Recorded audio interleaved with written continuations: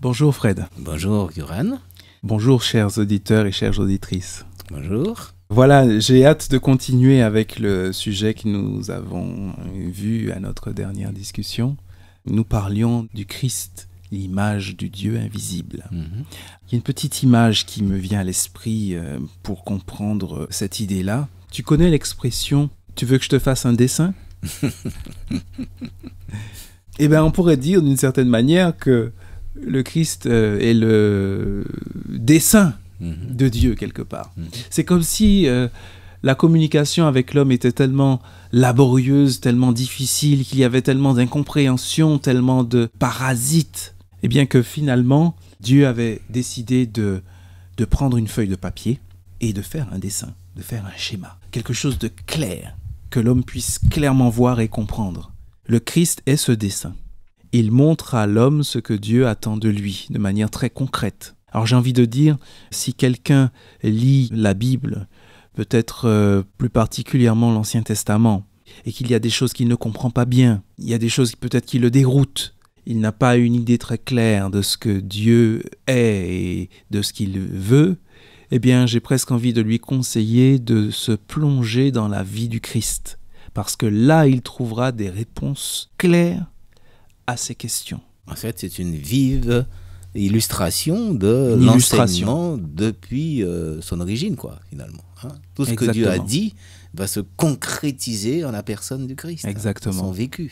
Et notamment le fait que Dieu est amour. Tout à fait. La venue même du Christ, le fait même que Dieu devienne un homme, ce qui est quand même un mystère pour nous, eh bien, est la démonstration même de ce que Dieu est amour. C'est la preuve suprême. L'apôtre Paul le dit d'ailleurs, Dieu prouve son amour envers nous en ce que, lorsque nous étions encore des pécheurs, Christ est mort pour nous. Exactement. Donc, c'est une preuve, la preuve au sommet. Alors le message par excellence que le Christ lui-même va venir véhiculer, en plus de sa personne même, dans ce qu'il va dire, il dira, je cite comme ça Jean chapitre 3 verset 16, c'est un texte qu'on connaît très bien, car Dieu a tellement aimé le monde qu'il a donné son Fils unique, afin que quiconque croit en lui ne se perde pas, mais qu'il ait la vie éternelle. Et voilà peut-être le plus grand des témoignages de l'Écriture, le salut que Dieu offre à tout homme en Jésus-Christ.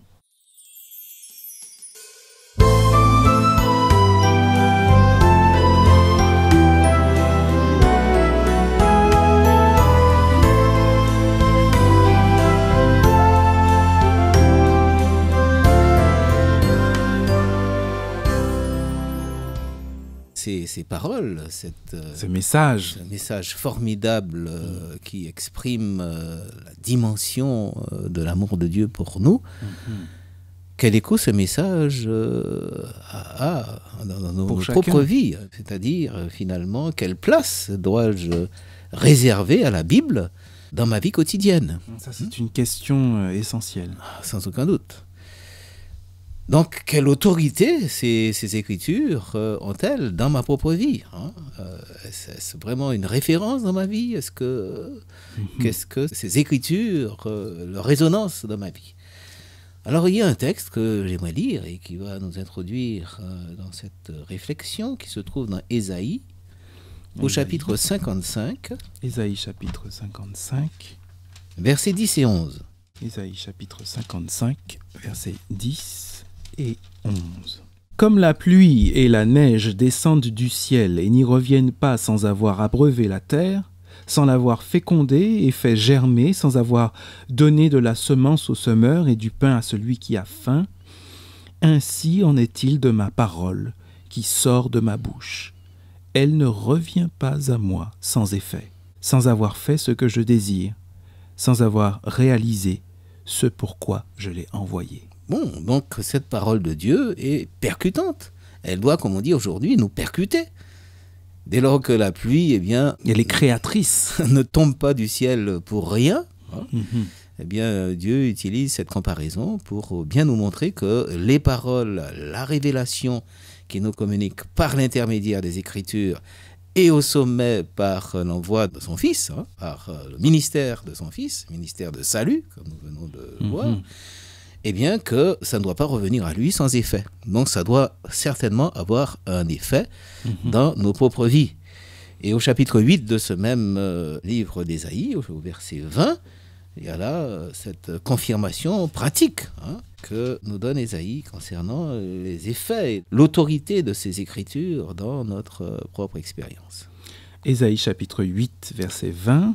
« À la loi et au témoignage, si on ne parle pas ainsi, c'est qu'il n'y aura pas d'aurore pour le peuple. » Voilà, c'est un texte que nous avions déjà cité. Oui, c'est ça, je m'en rappelle. Mais qui nous montre bien qu'il n'y a pas possibilité d'évoluer, je dirais, notre vie risque d'être sans lumière. C'est bien ça, pas d'aurore.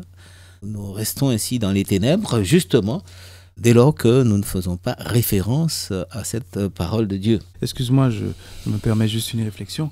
C'est quand même extraordinaire puisque je reviens à ce texte d'Ésaïe 55, versets 10 et 11. Le texte montre la puissance créatrice de la parole de Dieu. Elle ne revient pas sans effet. Ce n'est pas comme ma parole à moi ou la tienne, qui n'est qu'un son, n'est-ce pas? Celle de Dieu, eh bien, elle produit, elle crée. Et ma réflexion, c'est que c'est la place que je donne à cette parole dans mon cœur ou dans ma vie qui va la laisser mettre en mouvement des forces de changement dans ma vie. Qui donnera de la vie à ma vie. Exactement, exactement. C'est un moteur extraordinaire de bouleversement en positif, bien sûr, dans ma vie. Par exemple, Jésus nous donnera un exemple formidable dans son combat contre la tentation.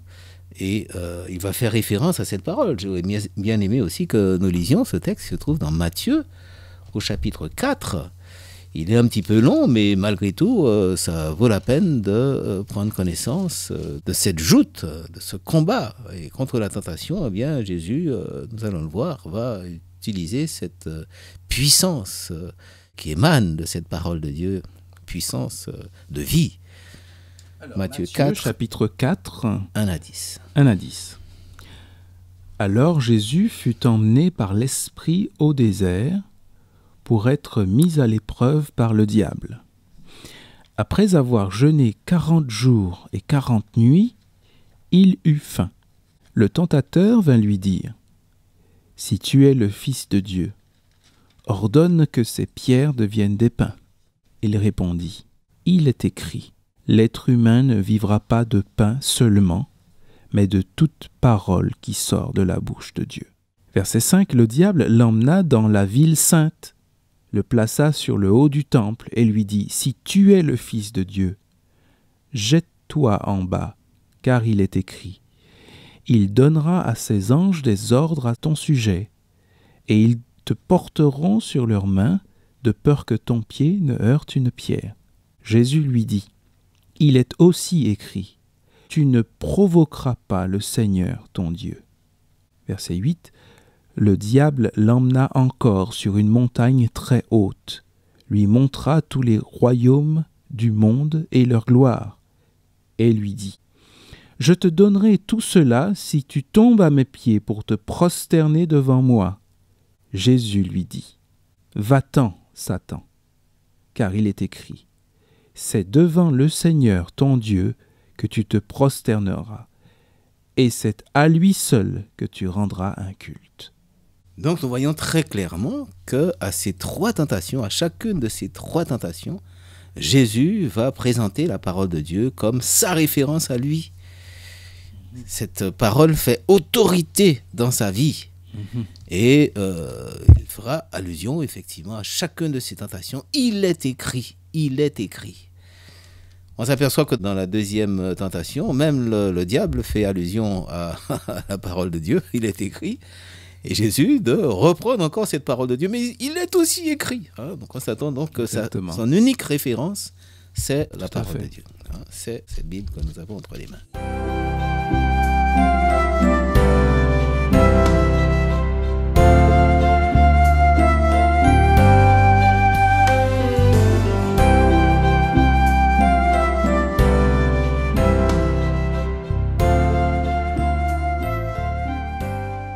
Eh bien, c'est le psalmiste qui nous montre que l'utilisation, la référence à cette Bible, cette référence doit être constante. Elle doit être vraiment au quotidien, comme il le dit, comme nous le découvrons dans le psaume 119, verset 9 et le verset 105. On va lire ces deux versets du psaume 119.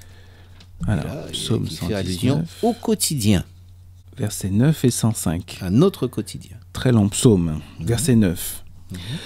Comment un jeune homme rendra-t-il pur son sentier? En observant ta parole. En observant ta parole, et verset 105.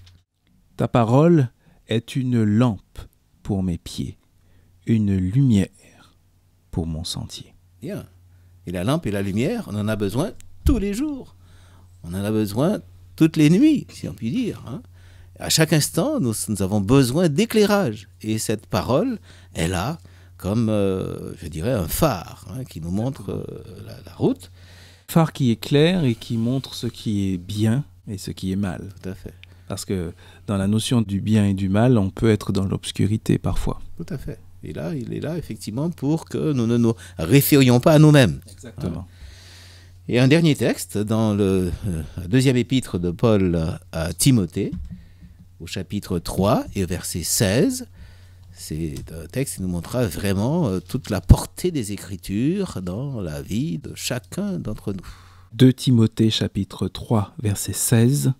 Toute écriture est inspirée de Dieu et utile pour enseigner, pour réfuter, pour redresser, pour éduquer dans la justice, afin que l'homme de Dieu soit à la hauteur, parfaitement équipé pour toute bonne œuvre. Que pourrions-nous ajouter, chers auditeurs et chères auditrices? Vraiment, nous pouvons dire qu'il serait dommage que nous ne profitions pas d'une telle révélation qui est à notre portée pour que notre vie prenne toute sa dimension, toute sa signification, toute son ampleur. C'est le manuel par excellence. Absolument. En ce qui concerne le guide de la vie. Exactement. Exactement. Eh bien, nous vous disons donc à bientôt et nous avons apprécié votre écoute. À bientôt donc. À bientôt.